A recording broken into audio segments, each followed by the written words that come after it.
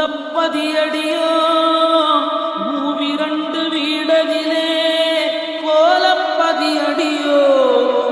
புதர்க்கம் தெருநடுவே சாலப்பதிதனிலே கனலாய் வளர்த்த கம்பம் மேலப்பதிதனிலே என் கண்ணம்மா விளையாட்டை பாரேனோ என் சான் உடம்படியோ ஏழிரண்டு வாயிலடி பஞ்சாயக்காரரைவர் பட்டணம் தானிரண்டு அஞ்சாமல் பேசுகிறாய் ஆக்கினைக்கு தான் பயந்து நெஞ்சா